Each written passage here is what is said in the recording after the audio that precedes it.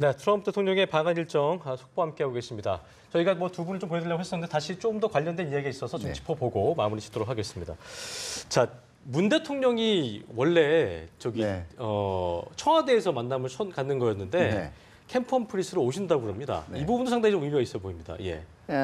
물론 환영의 의미도 있겠습니다만. 미국에서 깜짝 파티라는 게 있어요. 예상하지 못했을 때 이제 서프라이즈 파티인데요. 그러니까 상대방이 예상하지 못한 선물을 주는 거죠. 어떻게 보면 예정은 돼 있었지만 얘기하지 않고 이런 거에 굉장히 이런 원래 의전이나 행사에 굉장히 익숙한 게 트럼프 대통령이에요. 또 그 뭐 발언들도 그렇거니와 이런 걸 잘했으니까요. 돌발성.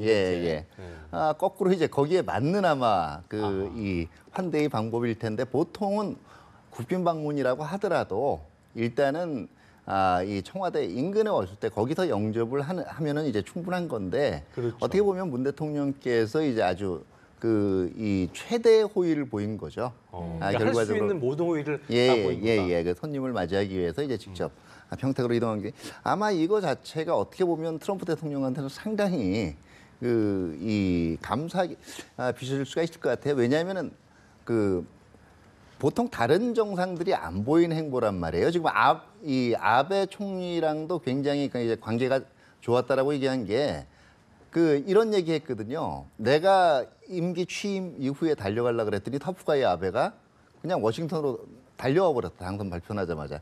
사실은 이게 미일 간에 요즘 보여주고 있는 미럴 모드의 또 시작이라고 분석하는 사람들도 있어요.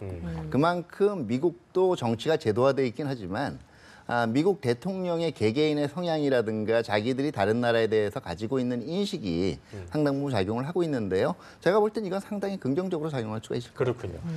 네, 김 의원님 어떻게 보십니까? 평택행, 문재인 대통령의 평택행 어떤 의미가 있다고 이벤트성 보십니까? 얘기도 하셨는데 어떤 또 그렇죠. 아주 굉장히 중요한 건데 뉴스를 몰고 다니는 뉴스메이커 트럼프가 왔을 때 우리 대통령도 수세적인 어떤 이런 대응 차원이 아니고 더더 적극적이고 진취적으로 그런 모습을 보여주는 게 굉장히 중요한 포인트다. 그러니까 보좌관이 그렇게 얘기했어요. 맥메스터가 그렇게 얘기했는데 가서 뭐 폭탄 발언하는 거 아니냐. 그거 좀 조율해야 되는 거 아니냐. 그러니까 트럼프 대통령 스타일은 몰라서 그러시냐. 언제 어디서 무슨 말을 할지 본인이 생각한 거 거침없이 발언하는 게 트럼프 스타일이다라는 얘기를 했거든요. 즉흥적인. 마찬가지요. 그래서 우리 대한민국의 우리 문재인 대통령께서도 어떤 이런 서프라이즈를 통해서 그런 환대하는 모습을 보이고 그렇게 해서 양국 정상이 준비된 각본대로 움직이는 게 아니고 우리의 어떤 감각적인 그리고 우리 대한민국을 방문함에 대한 최대 환영과 예우를 가장 상징적으로 보여주는 그리고 거기서 중요한 게 한반도 안보 정세를 보고한다고 그랬어요. 그래 안보 정세에 대해서 호스트 네이션이라고 하는 우리 대한민국의 대통령이 그런 거에 대해서 어떻게 반응하는지도 이렇게 되고 트럼프 대통령이 아마 첫 행보에서 그냥 각본대로 그냥 가지는 않을 겁니다. 무언가 새로운 뉴스거리를 만들어서 이거를 이제 상황을 주도해 나가는 그런 입장을 보일 텐데 거기서 하나의 무대 객석의 어떤 관객의 입장에서 아니고 같이 무대에 서는 측면에서 상당히 순발력 있는 대응이다 이렇게 보고 이것이 세 번째 만남이고 또 여기서 만나고 또 송화되면 네 번째 만남이 되는 거 아니겠습니까? 여러 가지 측면에서 상징성이 크고 적시성이 있을 뿐만 아니고 이것이 가지고 있는 메시지 효과가 상당히 크다라고 깜짝 봅니다. 이벤트의 판단은 굉장히 옳은 것이었다라고 그렇습니다. 저는 환대란 이면에서의 또 하나의 상징성도 있다라고 봐요. 뭐 일부에선 또 이거 가지고 말이 있을 거예요. 이게 너무 굴욕적인 거 아니냐. 그렇습니다. 근데 사실은 평택 캠프 험프리스 기지를 대통령이 방문을 하게 되면요. 그 영접도 실제로 그 대통령을 맞는 걸 브룩스 사령관이 하게 돼 있어요. 한미연합체제 내에서 우리가 흔히 간과하고 있는 게요. 주한미군 사령관인 동시에 한미연합사령관은요. 미국 대통령의 부하인 동시에요.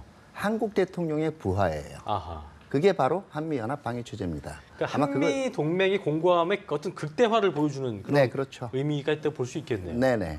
근데 이제 저희가 봤을 때 또 한미 동맹과 아까 얘기했던 뭐 미국과 일본 간의 미럴 얘기하셨는데 약간 성격이 좀 다르잖아요. 거기는 이제 승전국과 패전국의 개념인 거고 저희는 이제 혈맹의 개념이기 때문에 그렇죠. 어떤 그런 걸 좀 더 보여주기 위한 공고함 보여주는 그런 의미도 그러니까 있으신 것 같습니다. 그렇기 때문에 일단 이 국빈 방문에서부터 의전을 최대로 해주기로 일단 작정을 했으면은 이 지금 평택 방문은 오히려 제가 볼 땐 부정적으로 보기보다는 긍정적으로 평가할 요소가 더 많다고 봐요.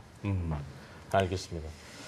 네, 오늘 정상회담에서 과연 어떤 이야기가 나올 것이냐 이것도 좀 그렇습니다. 많이 좀 관심사인 것 같습니다. 뭐 북핵 문제 당연히 나올 것이고 또 어떤 이야기들이 나올 것이라 예상하십니까? 지금 언론에서 뭐 계속 그 이른바 아젠다로 그 틀을 짜는 게 뭐냐면 군사적 옵션을 얘기할 거냐 말 거냐 예. 뭐 그랬는데 아마 그런 게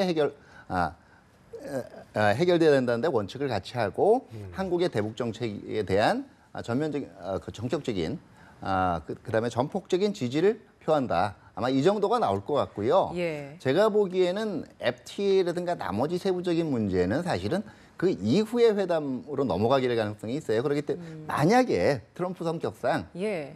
그 FTA, 페어 트레이드 얘기가 나온다면 그 정상회담 이후의 공동 성명도 있지만 내일 예정된 국회 연설에서 하게 연설에서. 될 가능성도 있어요. 그 말이 나올 수 있겠다. 예. 김 의원님 어떻게 보십니까? 이번 이 방문을 통해서 한미 동맹의 틈새를 보이지 않고 오히려 이제 북한에 대한 압박을 강화하는 목소리를 낼 것이다라고 이야기를 좀 짚어주셨고 그 후에 이제 멀리 나아가서 평화적 해결로까지 좀 나아갈 것이다라고 짚어주셨는데 무게를 좀 두자면 대화나 압박 이 둘 중에 무게를 두자면 트럼프는 어느 쪽으로 좀 무게를 두고 얘기를 할 트럼프 거라고 스타일의 보십니까? 그 아주 압박이죠. 현 단계에서는 최대의 압박을 통해 가지고 북한의 그 마인드 생각을 또 김정은의 마인드 생각과 이걸 바꾸겠다는 거거든요. 근데 이제 그게 예전의 수위만큼이나 강하게 나올 것이냐 아니면 그러나 좀 더, 김정은을 직접 지칭하거나 그러진 않고 지금 같이 박자를 맞추면서 조율하고 오케스트라처럼 해야 될 사람하고 전략적 소통을 하고 있지 않습니까? 그렇죠. 그렇기 때문에 이 모든 나라의 주변국의 지도자들이 다 김정은이나 생각을 하고 있나. 그러나 거기에다가 그 어쨌든 그 무대에 초점을 맞추는 게 아니고 여기 이제 같이 가는 이 그 어떤 그 동맹국의 리더들이 같이 그 행보를 맞추고 메시지를 짜기 때문에 아마 지금 맞는 거죠. 뭐 압박만 아니고 대화의 가능성도 맞는 말인데 뭐 전쟁하자느냐 그것도 아니고 평화를 하되 평화는 반드시 강력한 군사력의 뒷받침이 있어야 되고 북한이 잘못된 오판을 할 경우는 그 어쨌든 철저한 그 응징태세를 갖추고 있다는 걸 보여주는 거거든요. 그래서 지금 이 시간에도 트럼프 대통령이 왔을 때 미 3개 항모전단이라든지 예. 각종 전략 자산들이 아주 물샐 틈 없이 감시 감독하고 있지 않습니까? 감시 태세를 유지하고 있는 상황이기 때문에 북한이 섣부른 행동이나 그런 걸 하지 않도록 하는 그러니까 말이 그동안의 유엔 연설이라든가 워싱턴에서 발언은 그 레토릭이 메시지였는데 지금은 실질적인 행동 가능성을 크게 열어두는 이것이 바로 메시지로 작용하는 그런 측면이 있는 것으로 보입니다. 알겠습니다. 자, 지금까지 차두현 아산정책연구원 개건연구위원 그리고 김철우 한국국방연구원 연구위원과 함께 트럼프 대통령의 방한 관련 소식 자세히 짚어봤습니다. 두 분 고맙습니다. 고맙습니다. 네, 감사합니다.